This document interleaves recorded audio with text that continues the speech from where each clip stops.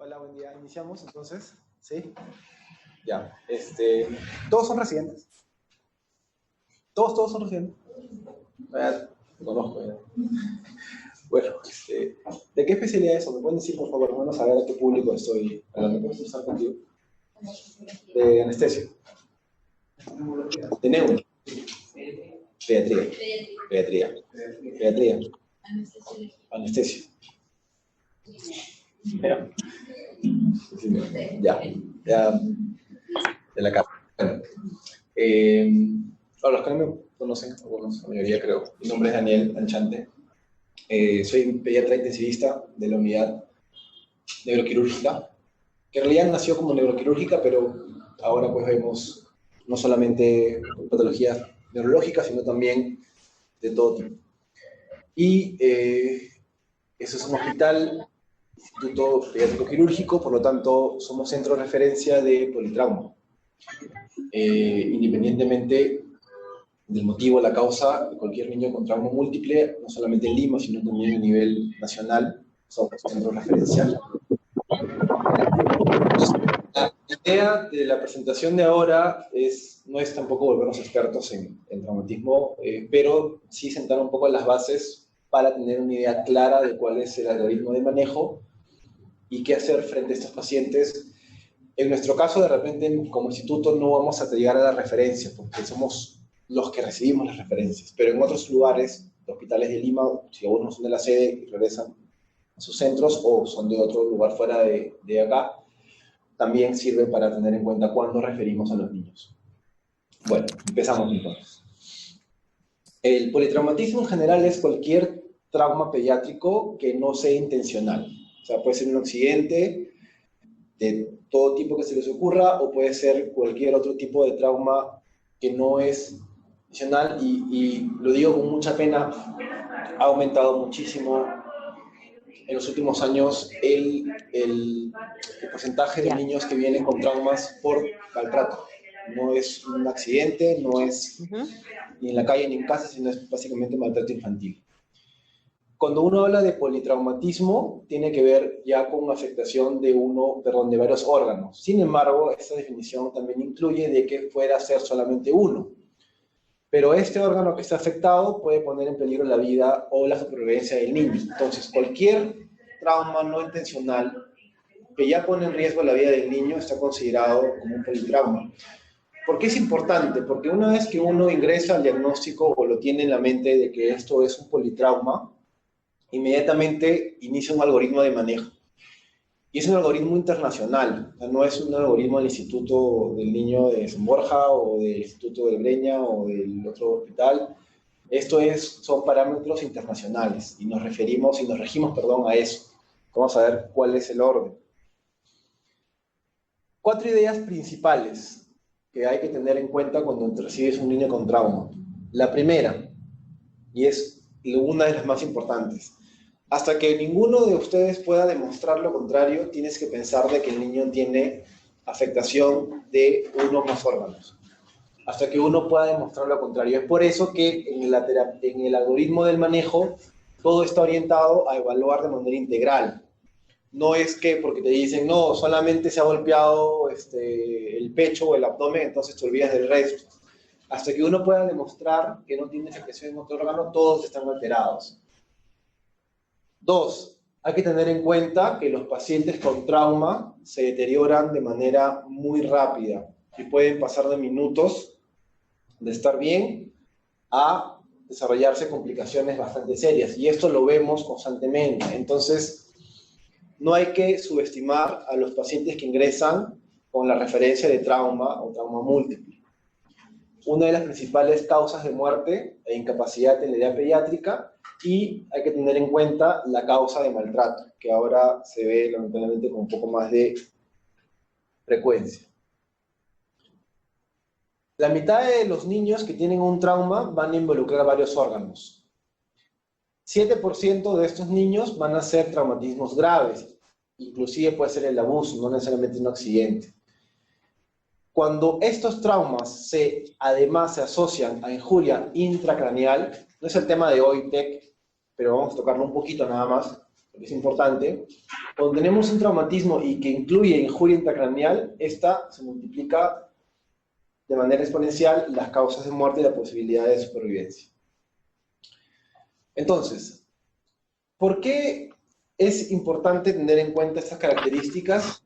Porque eso te explica por qué la mitad o un poco más de los niños tienen afectación de muchos órganos. Primero que la relación del cráneo-cuerpo es aumentada, o sea, la relación con el cuerpo, la cabeza es más grande y por eso es más pesada, más expuesta y tiene muchas más posibilidades de lesión. El esqueleto es más flexible, el riesgo de las lesiones viscerales es mayor porque hay menor superficie protegida. Y esto también es sumamente importante. En cualquier evento de trauma, el riesgo de obstrucción de la vía aérea superior en los niños es mucho más frecuente que en el adulto. Tiene que ver con varias razones. Uno es la anatomía de la vía aérea, que es más pequeña, tiene otras características. El occipucio es mucho más grande, hay que tener en cuenta esto para cuando hay un niño que lo encontramos en esa posición.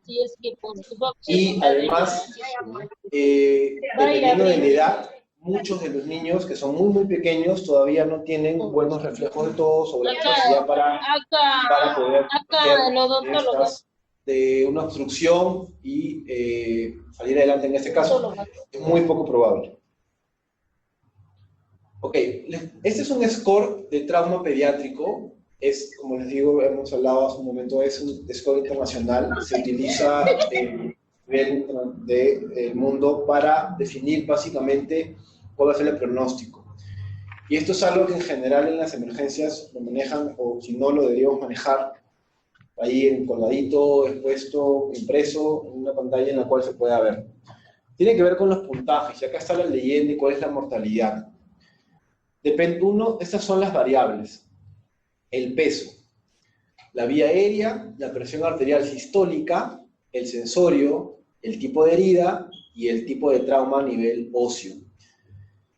Mientras es mayor el score, esto es a veces como el rey, ¿no? Mientras es mayor el score, es mejor. Mientras se mide más puntaje, tiene menos riesgo o menos posibilidad de mortalidad. Conforme es menor, la mortalidad va aumentando. El corte, por ejemplo, en los estudios donde utilizan score de trauma pediátrico, que obviamente es un score internacional, y hay estudios que utilizan el score para diferenciar pacientes, hay algunos estudios que con score, puntajes entre 7 y 8 o menos, hemos visto que menos es peor, es el corte ¿para qué? Para inmediatamente cuidados intensivos. Entonces, si tú estás en un lugar donde tú sabes que tienes una emergencia, pero no tienes UCI pediátrica, o la UCI pediátrica, digamos, está empezando, qué sé yo, a veces hay lugares, hospitales en todo el nivel nacional, donde las UCIs son mixtas, no hay adultos, hay niños, hay neos en el mismo cuarto.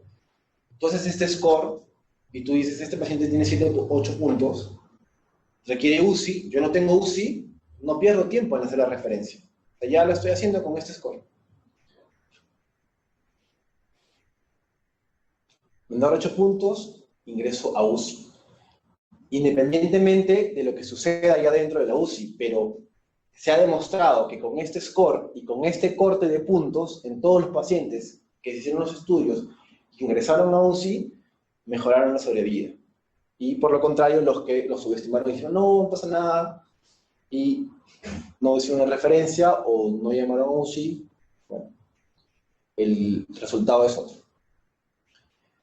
Y este es el protocolo de actuación frente a un trauma pediátrico o un trauma múltiple. Son los 4 pasos, y este último es uno que va constante, hasta que se logre la estabilización del paciente, o a veces llega hasta el alta. Básicamente lo que vamos a hablar ahora es de esta parte de aquí, de todo lo que es la evaluación primaria, porque esto es lo que hace la diferencia en la mortalidad. Si uno realiza una buena evaluación primaria, la mortalidad disminuye. Lo demás, no digo que sea más sencillo, pero se hace en otros ambientes. Esto se hace directamente en la emergencia cuando llega el paciente. Entonces, vamos a empezar con la evaluación primaria. La primera inspección. La primera parte, lo que uno tiene que hacer es rápidamente hacer una visión general del niño. empezar en orden, de la parte cefálica a la parte distal, cabeza, cuello, abdomen, extremidades inferiores. En niños pequeños, partes blandas, extremidades superiores, bien. Y los traumas que involucran la cabeza, siempre hay que tener en cuenta la vía aérea y ver cómo respira el paciente, ¿no?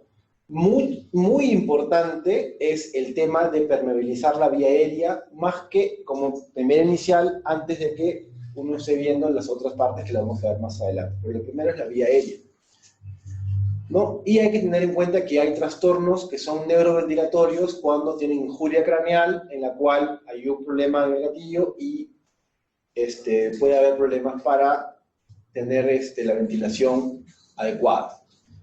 El examen clínico, vamos a ver hacer esto. Entonces, la primera parte. Vía aérea y la estabilización cervical. Hay que evaluar si este niño requiere intubación de acuerdo a la inspección y de acuerdo a la permeabilidad de la vía aérea.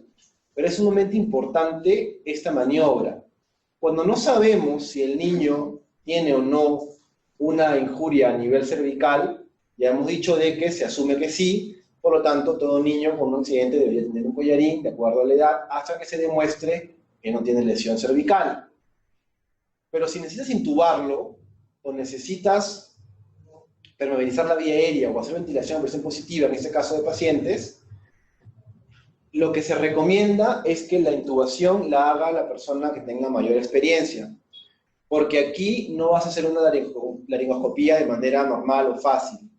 Haces una tracción mandibular o la laringoscopía con menor ángulo. Por lo tanto, la que va a intubar o el que va a intubar tiene que tener mucha experiencia en estos casos.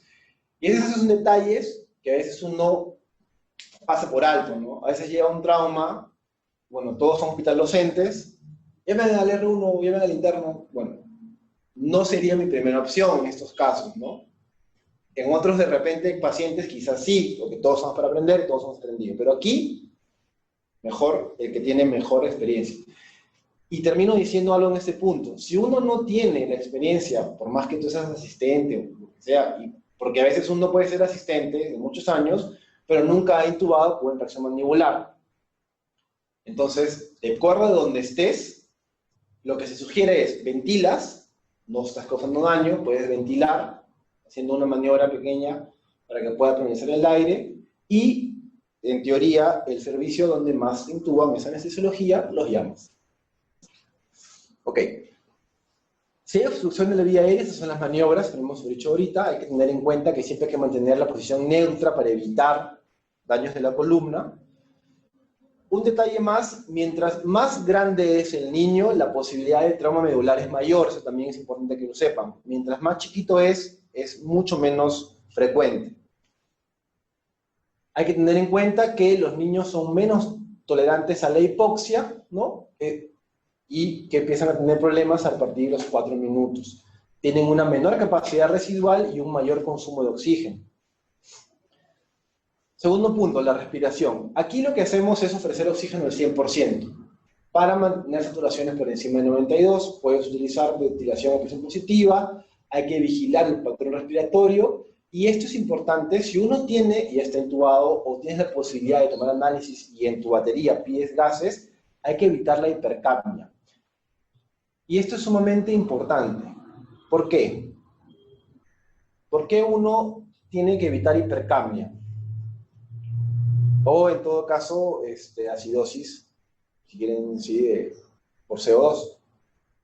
¿Alguien sabe?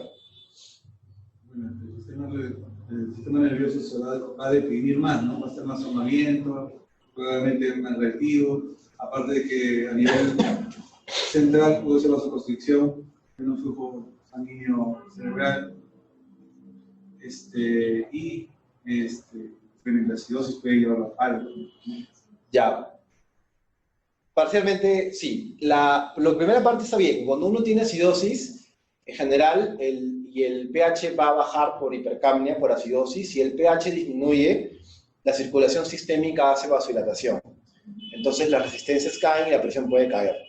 Pero a nivel cerebral, el CO2, cuando está alto, lo que produce es vasodilatación, o sea, al revés, ok, vasodilatación.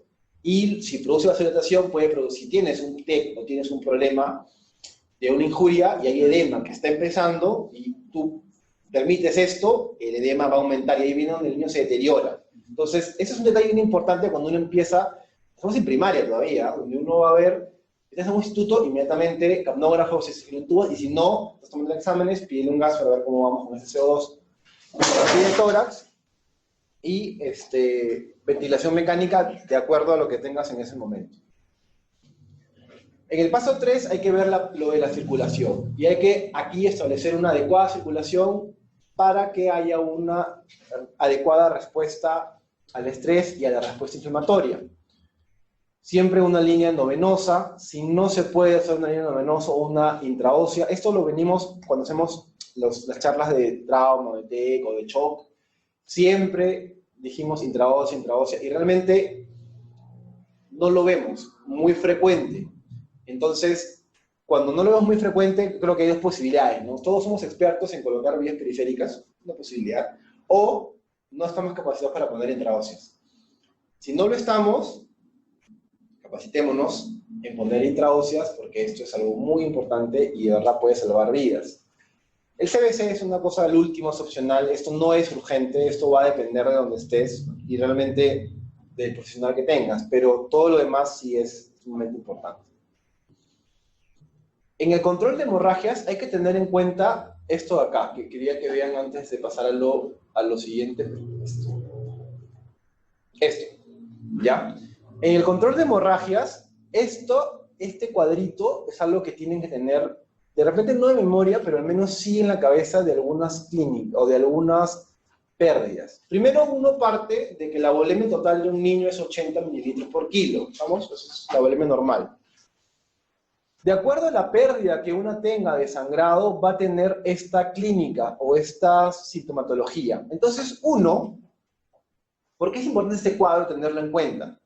Porque uno con la sintomatología que tiene puedes calcular cuánta de sangre ha perdido.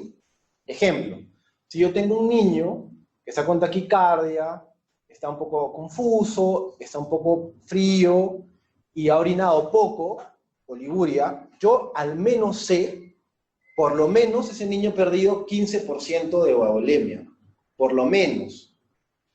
Entonces, a la hora de reponer, y eso es también importante, porque a veces me ha pasado y he visto cuando nos interconsultan y nos llaman, cuando uno va a reponer sangre en un niño con politrauma, no es por kilo, o sea, ahí no es la reposición de 10 por kilo, 15 por kilo, eso no es en trauma repones lo que necesita, y puede ser muchísimo más, puede ser 2, 3, 4, 5, 8 paquetes, de acuerdo a lo que necesita.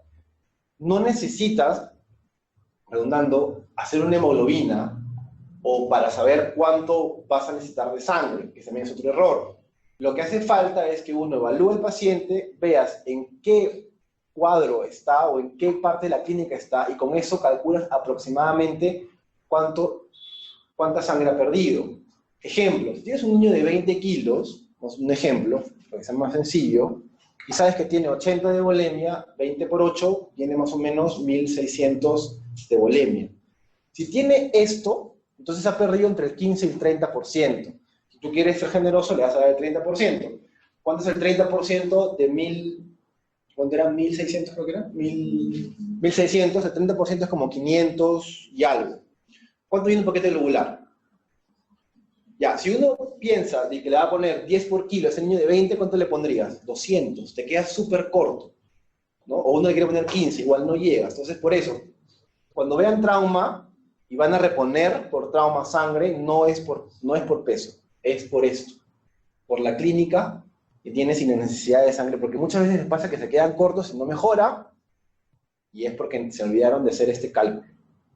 Así se maneja las transfusiones en traumas. Ahora, quería regresar a lo... Ya.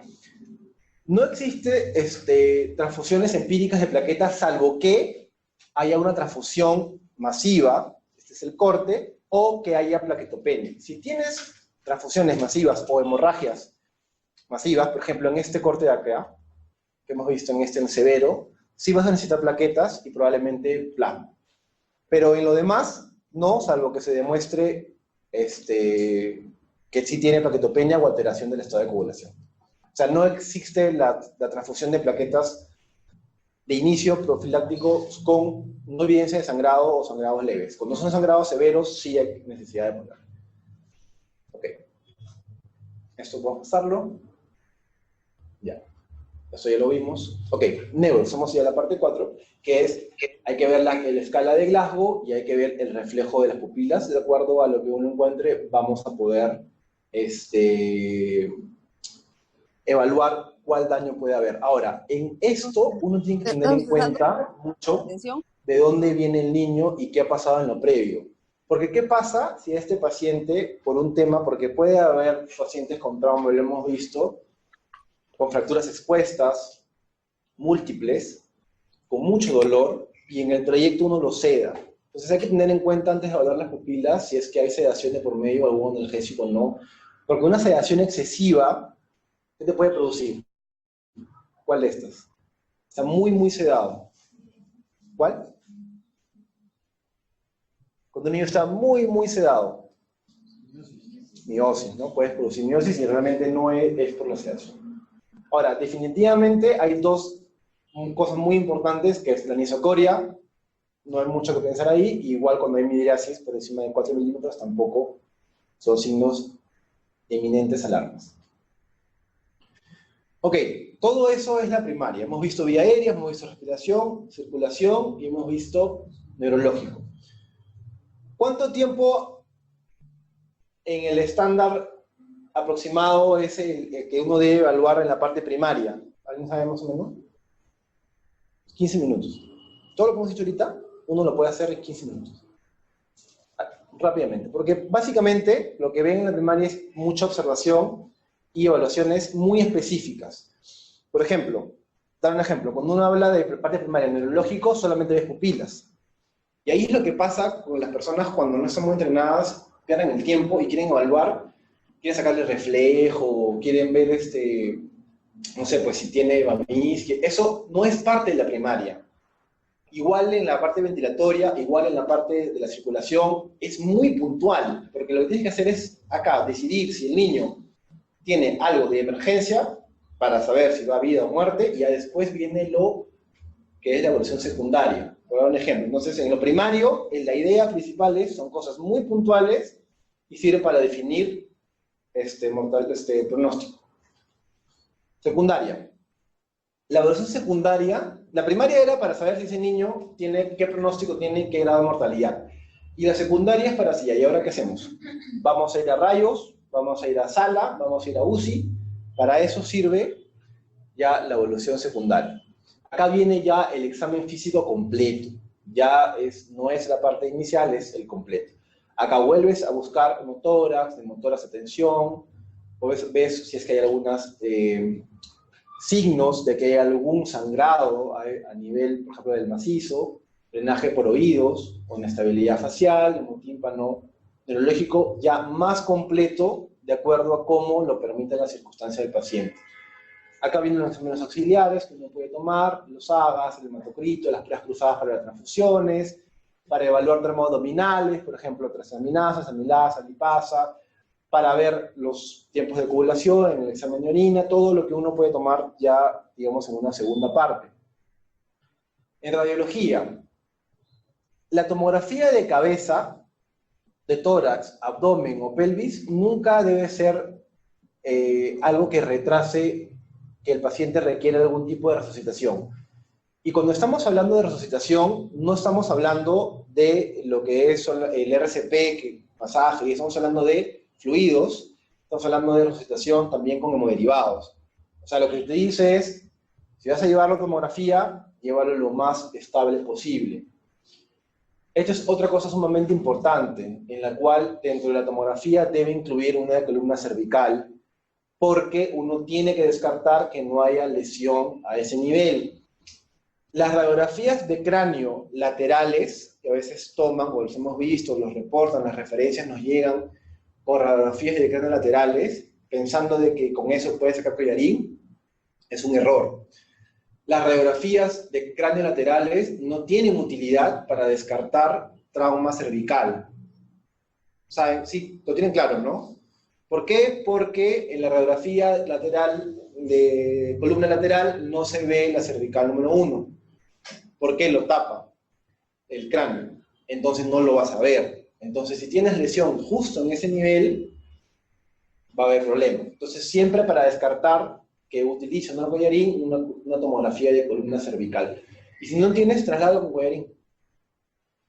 ¿No? Las ecografías son en la cama del paciente, esto ya estamos hablando de más adelante, y igual que las ecocardiografías, que también son después. La ecocardiografía, un detalle, por ejemplo, y lo hemos hecho cuando hemos tenido pacientes y hemos llamado al cardiólogo de inicio y nos hemos saltado de repente toda la evolución secundaria y hemos pasado de frente a eso, es como tenemos sospecha de taponamiento cardíaco. Cuando tenemos esta sospecha clínica de taponamiento cardíaco, la ecografía de este nivel se va inmediatamente porque lo que queremos hacer es básicamente guiar nuestro procedimiento. Acá, por ejemplo, si uno va a TAC, tenemos una tomografía en la cual vemos un edema bastante extenso, difuso, los ventrículos son más estrechos, no se ven las cisternas, apenas, ¿no? No se ve corto ventrículo, por ejemplo, y esto pues es un paciente que requiere un manejo mucho más especializado. Si tienes un paciente con trauma y además con TEC grave, cuando les presento esta guía, salió este año, ya va a tener un año, qué rápido pasa el tiempo, salió en enero, viene ya de 2019, ya va a tener un año. Esta es la última que ha salido, tiene médicos a favor, algunos detractores, pero es la que tenemos y es la que ha salido este año. No las voy a profundizar, no es el tema de hoy. A los que les gusta el TEC o los que están interesados en el tema, esta guía es la última para que la revisen. Esto sí me parece importante mencionarlo porque si uno tiene un trauma abdominal, además lo que hemos visto que es sumamente importante con relación a las transfusiones, uno también tiene que tener en cuenta la terapia osmolar que uno puede utilizar al inicio cuando estamos frente a un trauma y pensamos de que tiene edema. Normalmente lo más utilizado y con mayor frecuencia es el manitol. ¿Por qué? Porque la solución hipertónica se sugiere que sea con vía central. El manitol puede ser vía periférica y estas son las dosis. Siempre a veces preguntan y nos dicen, pero si yo no sé si tengo sospecha, puede que sí tenga, está medio confuso, pero puede ser que le duela, o puede ser que esté irritable porque tiene edema, nadie ve cómo se cayó, le pongo o no le pongo, ponle. Cuando uno duda, la primera dosis de manitol, la sugerencia es, colócalo. Colócalo. Lo peor que le va a pasar es que orine. O sea, no va a haber, o sea, con una dosis, y si tiene realmente edema o está en curso, le va a ayudar. Pero si tienes dudas, ojo, duda. Si estás completamente seguro que no tienes nada en la cabeza, todo está bien, y uno vio el mecanismo de caída y no hubo ningún problema con la cabeza en ningún momento, bajo ninguna superficie, con ningún contacto, ahí no hay nada que hacer, no hay necesidad. Pero si tienes la duda, sí puedes utilizarlo. Bien. Eso es conforme a lo que es trauma. No sé si tienen alguna pregunta sobre el tema. Sí. Respecto a las demás concentraciones de las soluciones psicológicas del 5%, el 7%, las dosis que se suelen manejar, ¿cuáles son? Porque justo estábamos conversando hace rato con los doctores y difieren. Sí, lo que pasa es que pero no es culpa de nosotros, es culpa de las guías. Porque las guías te dan soluciones en rangos, ¿no? O sea, yo te voy a decir una respuesta que probablemente no sea la misma quizás del otro, pero lo que te puedo decir es lo que dice la guía. La última guía, esta de acá, que les puse esta de aquí, habla de dos tipos de soluciones, dos tipos de concentraciones. Una es al 3% y la otra se va al 23%. O sea, eso es lo que, por eso hay algunos que están con esta guía y dicen, no, pero usamos al 5, usamos al 7. Bueno, esta no te pone ni 5 ni 7 y te explica por qué. Hay una parte en la cual te explica de que en realidad te dice de que pasar de 3 al 5 o pasar de 3 al 7 no hay mucha diferencia, pero sí pasar del 3 al 23.4, que es la que colocan. Cuando es al 3%, el rango va de 2 a 6 mililitros por kilo. Ahora, nuestra guía institucional, porque si no lo saben, tenemos una guía de manejo de TEC, dice 5. Ya, nuestra guía institucional de este año que salió, decimos todo, nuestra guía, dice 3%, 5 ml por kilo. Está en el rango de lo que nos dice. Y cuando es al 23.4 es 0.5 mililitros por kilo. Personalmente, nunca he utilizado una solución de esa concentración de 23.4, no lo he utilizado al 3, he utilizado al 5, he utilizado al 7, pero algún momento llegará el momento en que tendremos que utilizarlo, pero de momento esos son los rangos. Pero yo te diría, porque siempre es una pregunta que hacen cuando hablamos de TEC y todo sobre lo de las concentraciones y sobre lo de las dosis de volumen. Pero mi respuesta sería más allá. Mira, más importante que la concentración que utilices, o más importante que la dosis, tiene que ser en el rango, evidentemente, ¿no? Pero más importante que si le pones 2 por kilo, le pones 5 por kilo, le pones 8 por kilo, le ponen 8, o le pones 6, 4, es tu objetivo de sodio. O sea, eso es lo más importante. O sea, independientemente de la concentración que tú utilices, o de la dosis que utilices de la concentración, es el objetivo. ¿Por qué? Porque no es, en el caso de cuando uno utiliza solución hipertónica para edema cerebral, el poner el bolo no hace mayor diferencia si es que tu nivel de sodio sérico no alcanza los 150. Entonces, eso es lo importante. Yo no me peleo por las dosis ni las concentraciones. Me peleo porque el sodio no llega a 150. Eso sí. Porque con 150 está demostrado que hay efecto antiedema. Pero menos no. Entonces, si uno puede poner al 3% y le pone 4 por kilo, y tu control de sodio está en 141, o sea, no estás haciendo ningún efecto. Estás dando la agüita con sal. Nada más. Ahí puedes decidir o subir la dosis, repetirlo, la concentración, y es en eso en el que se basa un poco esa última guía, en la cual, por eso saltan a 23.4, que es muchísimo más concentrado, porque el objetivo que se busca es el nivel sérico de sodio. Con un sodio en ese nivel, de alrededor de 150, otros hablan de 1.55, ¿no? Tienes la seguridad que tienes un efecto antiedema y puedes seguir utilizando tu hipertónico. Pero si no lo tienes, entonces en realidad no va a haber mayor efecto y lo que estás haciendo es simplemente ponerlo en tu RP, sentirte tranquilo por ponerlo, decir ya, pero no hay ningún efecto real en el paciente. Entonces, esa sería, yo creo, la respuesta más profunda, porque ese es el objetivo finalmente de usar el hipertónico, independientemente de la dosis o la concentración. ¿Alguna otra pregunta? Sí. Una consulta, y con respecto al manitol, por ejemplo, en adultos, nosotros manejamos osmolaridades de 300, 320, en promedio, más nos gusta usar 310 porque más de 320 se empiezan a ver más efectos adversos, ¿no? Pero en pediátricos es lo mismo. Sí, el corte es 320 en manitol y 360 en hipertónico. Esos son los cortes. O sea, por encima de esos valores, 320 en manitol y 360 en hipertónico, puedes empezar a tener defectos renales. Sí. Uno prefiere el hipertónico, entonces, y esa es una de las razones por las cuales, porque tienes un poquito más de techo de osmolaridad antes que cause daño renal. Pero ojo, no es que sea mejor. Eso lo hemos repetido en la UCI, lo hemos repetido también varias veces, y a donde vamos lo conversamos siempre. No hemos tenido un estudio grande con muchos pacientes que sea bien diseñado, que te demuestre que el hipertónico es más eficaz que el manitol en eficacia, el manitol para edema cerebral. De repente saldrá, no sé, quién sabe, pero no lo hay.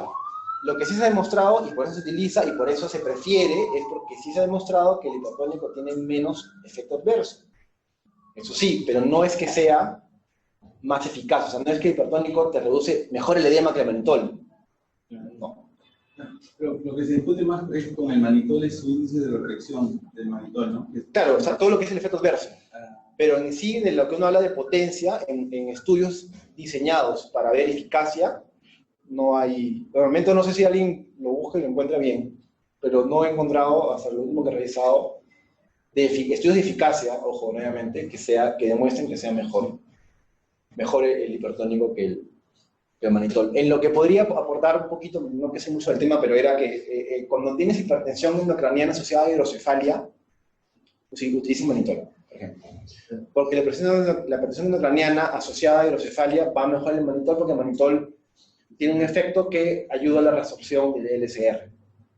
Entonces, cuando uno tiene esa hipertensión asociada a hidrocefalia hipertensiva o descompensada antes de colocarle el DREN, porque evidentemente sabemos que la vía final es el DREN, sin un DREN no va a hacer nada, antes que hipertónico utiliza un bolo de manitol. Ese es en esos casos específicos con hidrocefalia. Bien, vamos aquí. ¿Alguna otra pregunta? ¿Han manejado trauma? ¿Han visto? Imagino. Lo que yo les puedo decir del trauma, de todo lo que hemos hablado ahorita, es que la experiencia un poquito que tengo viendo manejando trauma o viendo cómo manejan o cuando me llaman a emergencia y todo, es el desorden. Eso es, de verdad, suena muy sencillo, pero no lo es. Lo que hace la diferencia en el éxito de manejo de un trauma de otra emergencia es el orden. Si uno sigue ese orden y de una manera sistemática, es mejor, vas a tener mejor éxito. Lo que sucede mucho con los traumas es que, primero, como a veces no son tan seguidos, de acuerdo donde estés, ¿no? Otros lugares sí te llegan cada semana, pero es que, primero, que no hay un equipo formado para trauma, que en otros lugares lo hay, ¿quién? Segundo, que el protocolo de trauma debería estar colgado en la emergencia, así como se ha colgado el del RCP, el de Valdecardio o el de Choque, si está colgado también debe salir, y no está. O muchas veces no está. Y segundo, por ejemplo, en algunos lugares, cuando uno tiene trauma, el jefe de guardia o designa a quien asume la labor de líder en ese momento del equipo, y es el que dirige. A veces eso no pasa, entonces uno hace dos cosas al mismo tiempo, se chocan entre ellos, en general. Pero bueno, eso es lo que yo, en realidad, de todo lo que he conversado, de lo que hemos tratado de hablar ahora, porque esto es algo que lo pueden leer, lo pueden revisar, el trauma, si no conocían, el SCORE, perdón, ya lo conocen, úsenlo, socialícenlo. Pero más importante, que se vaya con esa idea, es que cuando tengan un trauma, o lo estén enfrentando, tengan orden. Orden. Primaria, exámenes, secundaria y reevaluación, ¿no? Ese es el orden. El orden no significa lentitud, no confundirlo. Ojo, no es lo mismo. Ordenado, pero rápido, ¿no? Esa es un poco la idea. Bueno, ¿tiene alguna otra pregunta? Bien, gracias entonces. Ahí lo dejamos.